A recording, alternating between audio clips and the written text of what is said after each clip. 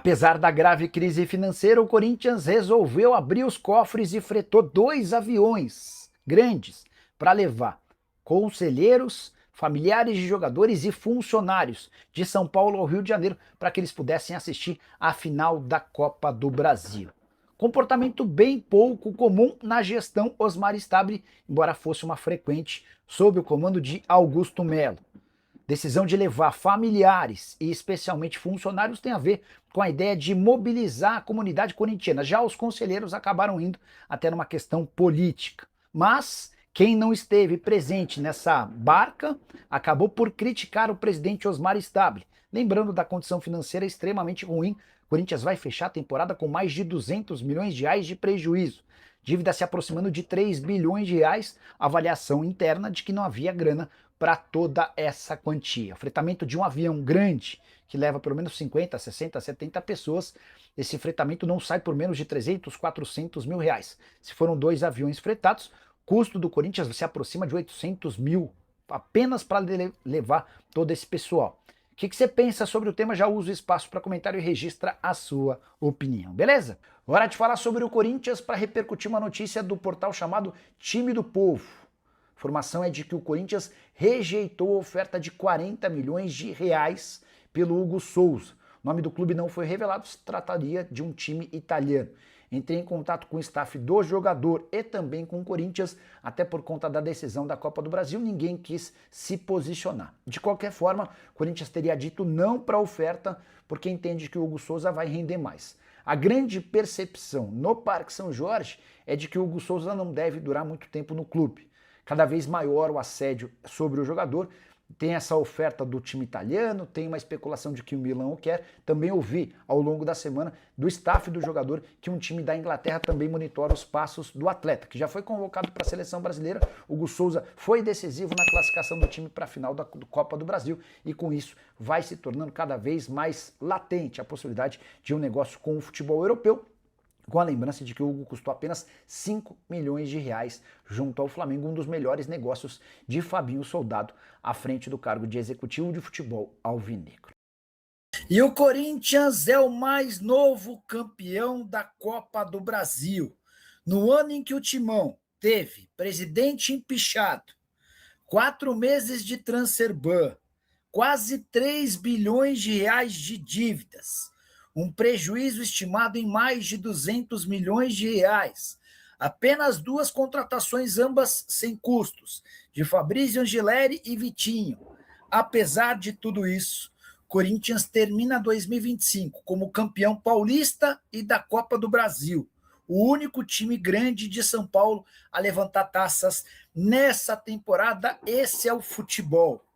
Corinthians acaba de vencer o Vasco por 2-1 no Maracanã, diante de quase 70 mil pessoas, assegurando 77 milhões de reais, uma taça extremamente importante e vaga na Libertadores da América, na fase de grupos de 2026.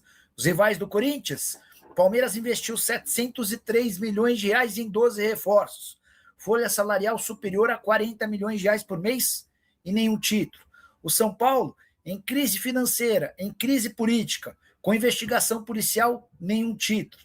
O Santos, com Neymar e companhia, correndo risco de rebaixamento até as últimas rodadas do Brasileirão, escapou da degola e nenhum título. Esse é o futebol, o esporte que a gente tanto ama e que prega tantas peças. Preciso te contar agora sobre uma reunião super importante no Corinthians, marcada para essa quinta-feira. Presidente Osmar Stabile e membros do CORE, o Conselho de Orientação, vão se reunir para definir se o Corinthians fecha com a Responsa Gaming ou se mantém o contrato com a Esportes da Sorte. Na mesa, as 2 propostas. A da Esportes da Sorte, da renovação do contrato, o atual é de 103 milhões de reais.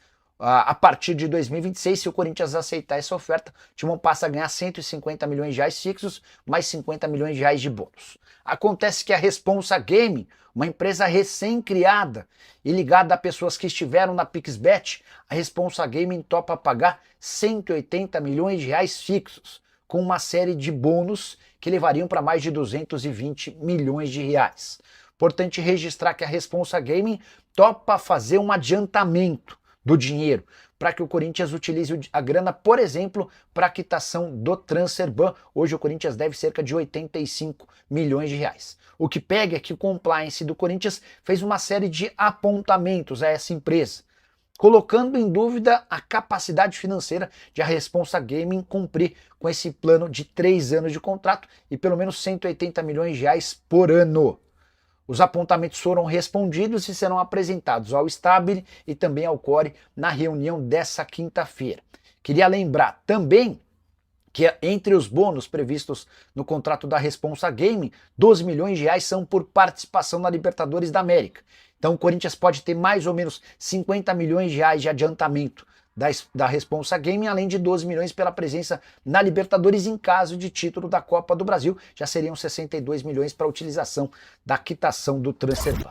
O Corinthians já está atrás de reforços para a temporada de 2026. Um dos alvos é Lucas Ramon, lateral direito de 31 anos de idade, que pertence ao Mirassol. O contrato dele se encerra em abril do ano que vem, ou seja, ele já pode assinar um pré-contrato. O Timão prefere ter o Lucas Ramon a partir de janeiro, mediante acordo com o Mirassol. Resta saber quanto o time do interior de São Paulo vai exigir para a liberação do atleta de forma antecipada. O Lucas Ramon tem uma proposta para renovação de contrato por pelo menos uma temporada com o Mirassol, mas a proposta financeira do Corinthians é bem superior. O Lucas Ramon tenta chegar a um acordo com o seu atual time para poder se mudar para o Corinthians. Por que a busca do Corinthians por um lateral direito? O Fagner, que pertence ao Timão, deverá ficar em definitivo no Cruzeiro. Sendo assim, o Corinthians passa a ter apenas Mateuzinho. Esse foi um dos grandes dilemas da atual temporada, seja com o Ramon Dias, seja com o Dorival Júnior. Nenhum dos reservas do Mateuzinho conseguiu dar conta do recado.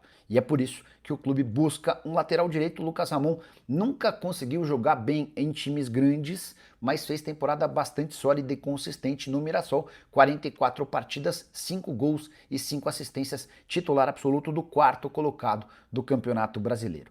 Só para completar, queria registrar que o Corinthians também tem negociações avançadas com a Índigo, sua atual parceira no estacionamento do Timão. Para não perder a prioridade e a permanência no estacionamento, a Índigo fez uma série de concessões, entre elas a transferência de 35% do seu faturamento mensal para o Corinthians. O Timão ainda vai receber, por conta de um novo contrato, que terá duração de 12 anos, o equivalente a 60 milhões de reais como prêmio pela assinatura. O novo acordo só vai terminar em 2038.